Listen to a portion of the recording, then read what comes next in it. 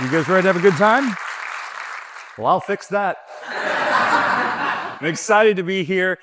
My name is Mark Robinson. It's really impressive what TED does to spread information and ideas. And I shouldn't say it that way. Not just because of that, because some personal things going on in my life. All the money that I get for this and this week's events will be going to charity. So I thought I would mention that before I got started. Well, thank you. Thank you. That's very nice. When I first started out thank you, charity.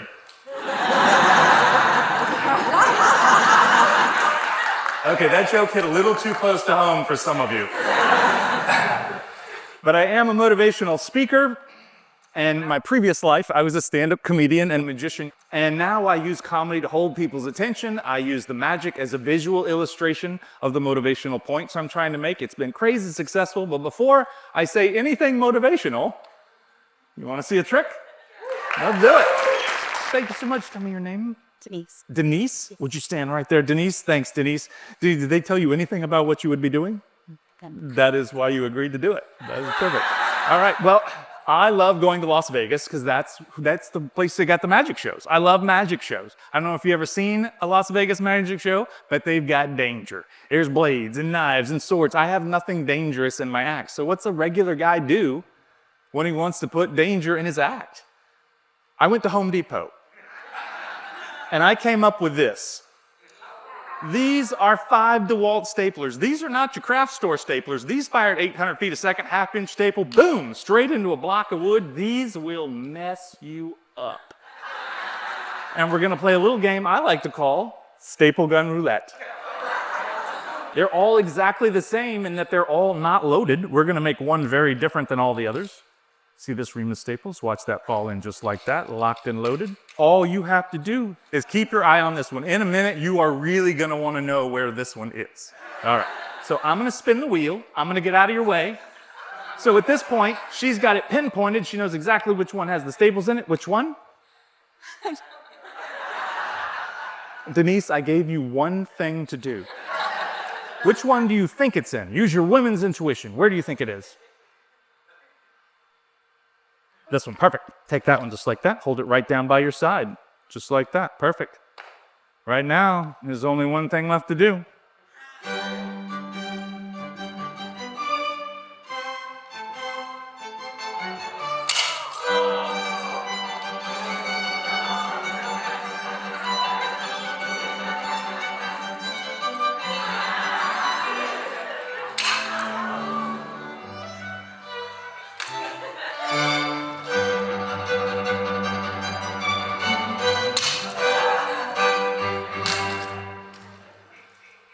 And then there were 2.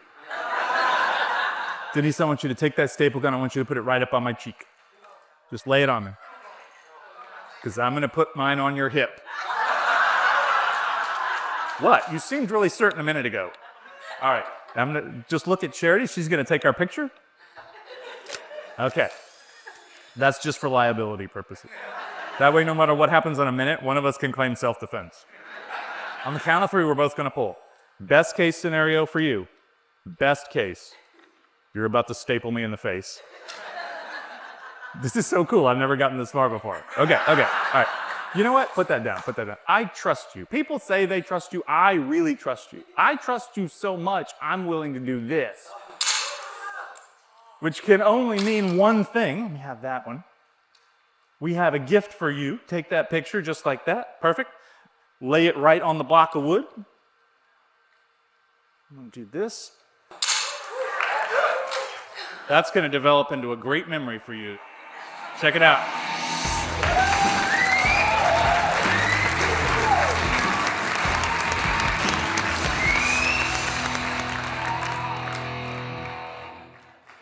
Well, that was lucky. That was an exercise in trust. And in order to be a good leader, you have to have your people's trust. Why? Because change is inevitable. You're going to have to make course corrections. And the faster you can implement changes, the more effective you're going to be.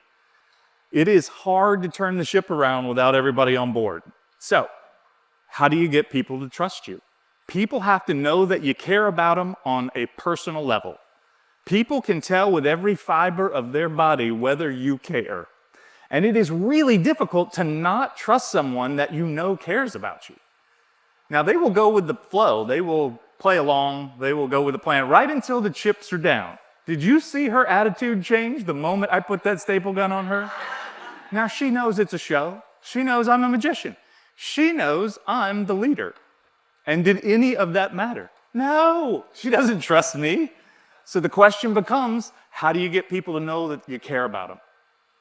My dad was a vice president of a big company everybody's heard of, and he gave me all kind of great leadership advice when I was a kid, which of course I completely ignored because I knew everything. But as I get older, he gets smarter. I don't know if that happens to any of you. But I realized also it wasn't leadership advice, it was life advice, kind of guised as leadership advice. My favorite piece of advice is 80 to 90% of what you say and do needs to either be encouraging or show gratitude. And he said, in leadership, there's no such thing as internal gratitude. You have to tell them. If you think you can just feel grateful, you have a fundamental misunderstanding of how gratitude works. And you're not just saying thank you, you're saying you're making a difference. What you're doing matters. And people will always work harder when they feel like what they're doing is making a difference and that they're appreciated. Now, gratitude is not natural. It's not something you're born with. Anybody with teenagers can attest to this, right? It's a developed skill that eventually becomes a healthy habit that makes everyone around you's life better, right? It makes your life better too. You actually have gratitude for selfish reasons. It makes you have a much more fulfilling life. Gratitude makes people feel more empowered and happy about their job and accomplish more. Encouragement actually changed people's lives, changed my life. I wouldn't be here without somebody encouraging me when I was young. Middle school talent show. Everybody gets 3 minutes because that's the length of a song. You know, most people are going to play a song or play an instrument or something like that. Well, I was the kid who loved magic tricks. I'd show a magic trick for anybody to watch at the cafeteria, the gym, anywhere we watch. I thought 3 minutes, that's 3 tricks. I'm going to be in the talent show. I'm fired up. Talent show day comes, middle school auditorium. I peek out from behind the curtain. There is an ocean of people out there at probably less than 100. But in my mind, right? It was huge. And it never occurred to me, although I've done these tricks hundreds of times, I've never performed for more than 2 or 3 people. And I start losing it. And I go up to the teacher and I go, I don't want to do it. I don't want to do it. I don't want to do it. And this poor teacher, she's got a lot on her plate. There's kids everywhere. And she's like, the last thing she needs is a kid freaking out. She goes, you don't have to do it. You don't have to do it. Nobody is forced to do anything they're uncomfortable with. And that calmed me down a little bit. But another teacher, Miss Calhoun, had seen me doing tricks everywhere and for anybody. And she came over and got on one knee, got eyeball to eyeball with me. I hadn't had a growth spurt yet. And eyeball to eyeball with me. And she said, Mark, is being a magician your dream? And I said, yes. And she said words I'll never forget. She said, are you going to let 3 minutes stand between you and your dream? And I said, maybe. I did not want to get out there.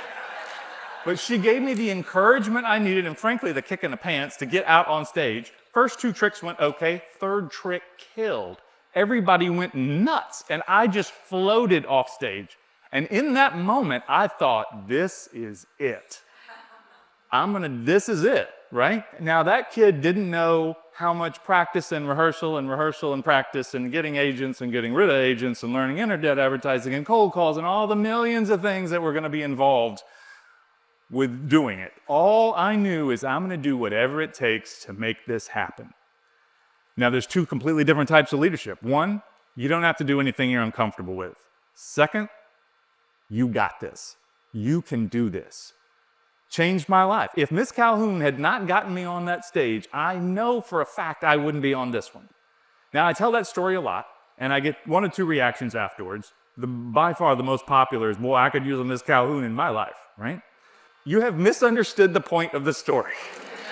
Maybe you're supposed to be the Miss Calhoun in somebody else's life. That's how leaders think. And the second reaction I get is, well, you were young and impressionable. Right? And I go, no, it happened to me recently. I am still, everybody reacts to encouragement. For the life of me, I couldn't think of why I enjoy road races. I run 10Ks, half marathons in my spare time. I enjoy it. But on paper, it's everything I hate. If you think about it, you got to get up at the crack of dawn on a weekend? On a holiday weekend, they usually start in the dark because it's so early that half of them are either freezing cold or crazy hot. What is fun about this? There's nothing fun about it. Last July, I'm running a road race, crazy hot, crazy humid, and it dawns on me that for a couple of hours, there's people lined up on the side of the road yelling kind, encouraging words at you. You can do it. Way to go. Looking good. Almost there. Okay, these are total strangers. I do not value their opinion. And yet, in enough quantity, by the time you're driving home, you feel great. It's not even true. I'm not looking good. I'm not almost there. It's clearly posted. My point is, if total strangers saying nonsensical things that are encouraging can get someone to push through something difficult, imagine how much more powerful it is coming from someone they know cares about them. Give people encouragement. Show them gratitude, and it will earn you the trust you need to be a much more effective leader. My name is Mark Robinson. Thank you guys for having me. Thanks.